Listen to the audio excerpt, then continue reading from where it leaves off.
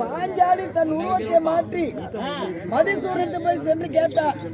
மதிசூரன் உடமாற்றம் சொல்லிட்டா. அப்படி தன்னோட அனுகிரகத்தினால பாஞ்சாலியாக இருந்தவர் என்ன செய்தார்?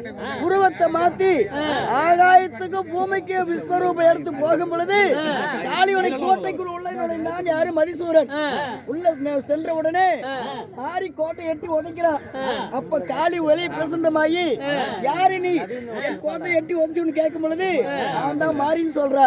நான் காளி என் கோட்டை ஏண்டி உடைச்சேன் அப்படின்னு கேட்கும் பொழுது என்னுடைய பேரப்புல குணசீலனையும் என்னுடைய கனவு மாதிரி உன்னுடைய மகன் சிறவச்சிருக்கிறான் அப்படின்னு சொல்லி கேட்கும் போது இருவருக்கு சண்டை யுத்தம் செஞ்சு கடைசியில பகவான் என்ன சொல்றாரு? கண்ணு தங்கா உயிர் மட்டும்தான் ஒண்ணு, உருவர் ரெண்டு, நீங்க வேற யாரும் இல்ல, அக்கா தங்கச்சிங்க தான் அப்படின்னு சொன்ன உடனே உண்மையை தெரிஞ்ச காளியும் மாறியும் சமாதானமாயிடுறாங்க.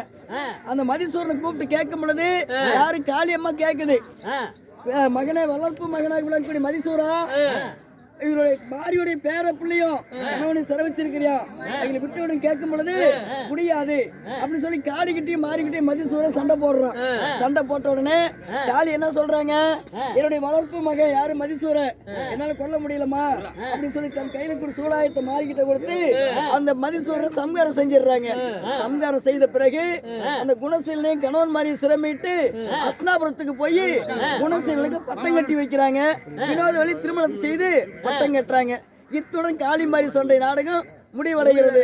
பார்த்தவர்கள் கேட்டவர்கள் அனைவர்களுக்கு கைதட்டி உற்சாகம் கொடுங்க. பிடித்திருந்தார் அப்படியே பேசு, அப்படியே பேசு ஒரு இது சொல்லு.